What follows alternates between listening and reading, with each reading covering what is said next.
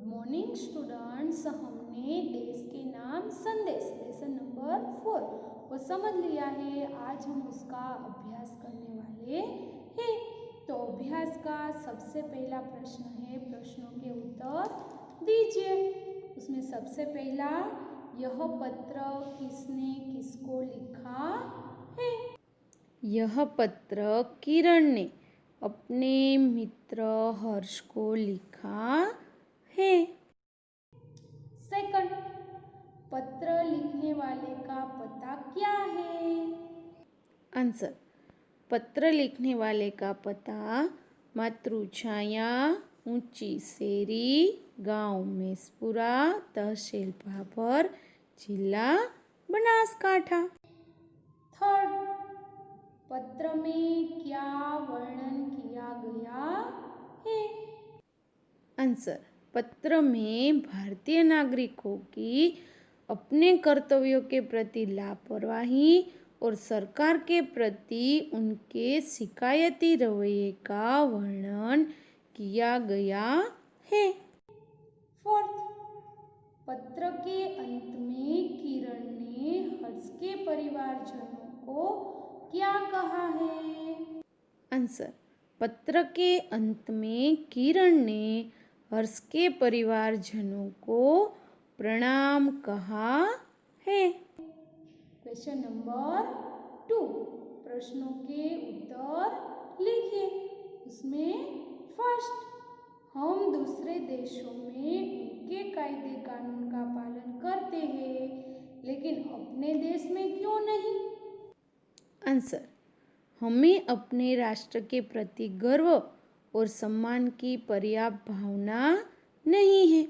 हम अपने देश की व्यवस्था को उचित महत्व नहीं देते। हमारे यहाँ का शासन भी सख्ती से काम नहीं लेता।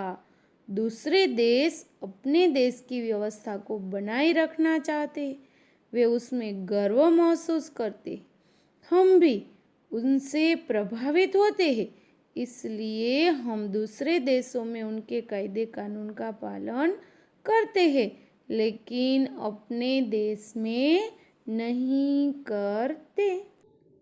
सेकंड, हमारे देश की स्वच्छता की जिम्मेदारी किसकी है?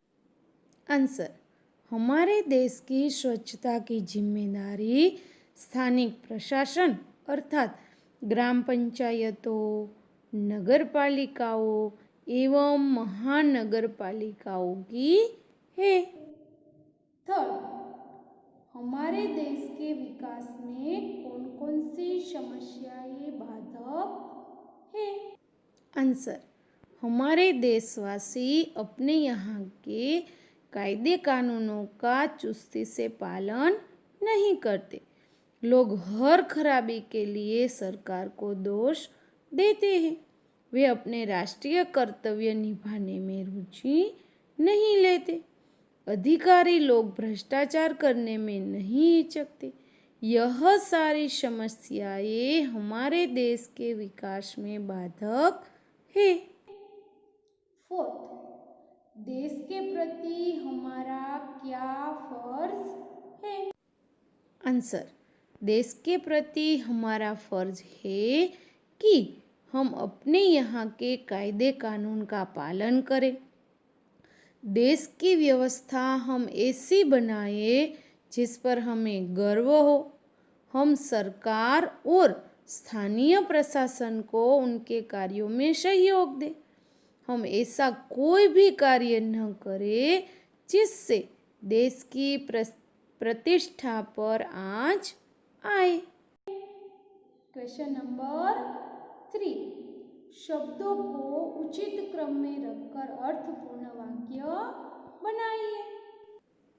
फर्स्ट, में सफाई खुदाई है तो सफाई में खुदाई है। सेकंड, मेरा महान भारत तो मेरा भारत महान। थर्ड, लेना और दहेज पाप देना है तो दहेज लेना और देना पाप है। फोर्थ, आदर्श भारत को आओ बनाए मिलकर राष्ट्र तो आओ मिलकर भारत को आदर्श राष्ट्र बनाए। क्वेश्चन नंबर 4, ऐसे बर्ताव की चर्चा कीजिए जिससे हम देश में अव्यवस्था खड़ी करते हैं एवं देश के विकास में बाधाएं डालते हैं। आंसर, हमारे देश में कभी कभी सांप्रदायिक दंगे भड़क उठते हैं। इसी तरह कभी कभी भाषावाद भी हिंसक बन जाता है। ऐसे मौक़ों पर कट्टरवादी लोग तोड़फोड़ करते हैं। सरकारी संपत्ति की बहुत हानि होती है। ऐसे बर्ताव देश में अव्यवस्था खड़ी करता है और अशांति के कारण देश के विकास में बाधाएं पड़ती है। क्वेश्चन नंबर 5, दहेज एक दूषण विषय पर कारण सहित बताइए। आंसर, दहेज की प्रथा समाज के लिए अभिशाप बन गई है। दहेज के कारण योग्य शिक्षित कन्याओं का उचित समय पर विवाह नहीं हो पाता है।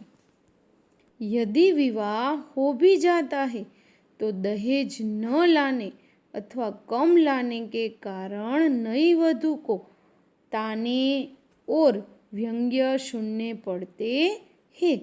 इतना ही नहीं, उसे शारीरिक और मानसिक यातना भी दी जाती है। कुछ दहेज लोभी तो वधू को आत्महत्या करने के लिए मजबूर कर देते हैं या जला भी देते हैं।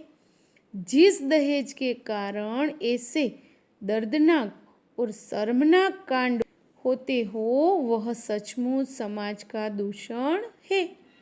उसका कभी समर्थन नहीं किया जा सकता। क्वेश्चन नंबर 6, हम स्वयं कैसे अपने फर्ज का पालन करके आदर्श नागरिक बन सकते हैं एवं भारत को आदर्श राष्ट्र बनाने में योगदान दे सकते हैं, इस विषय पर पत्र लिखिए। 77 आदर्श सोसायटी, अठवा लाइन, सूरत, 22 दिसंबर 2020। प्रिय मित्र नीलेश, सप्रेम नमस्ते। तुम्हारा पत्र मिला। तुमने आदर्श देश प्रेमी नागरिक के बारे में जानने की इच्छा प्रकट की है। इस बारे में मैं इस पत्र में अपने विचार प्रकट कर रहा हूँ। आदर्श नागरिक को अपने देश के कायदे कानून का पालन करना चाहिए। अपने यहाँ की पंचायत या नगर पालिका को उसके कामों में सहयोग देना चाहिए। सार्वजनिक स्थानों पर गंदगी नहीं करनी चाहिए। देश के सभी धर्मों और भाषाओं का सम्मान करना चाहिए। चुनाव के समय अपने आसपास के नागरिकों को मतदान के लिए प्रेरित करना चाहिए। बाढ़, भूकंप, अकाल के समय पीड़ित लोगों की हर संभव सहायता करनी चाहिए। सरकार की किसी नीति या कानून का विरोध करना हो तो शांतिपूर्वक करना चाहिए। दहेज जैसे रिवाजों का विरोध करना चाहिए।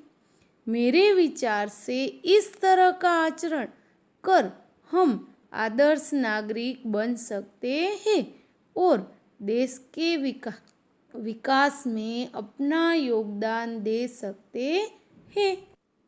मेरी माताजी अब बिल्कुल स्वस्थ है। राजीव भलीभांति पढ़ाई कर रहा है। मुन्नी तुम्हें बहुत याद करती है। तुम्हारे परिवार में बड़ों को प्रणाम और छोटों को प्यार। तुम्हारा मित्र संजय।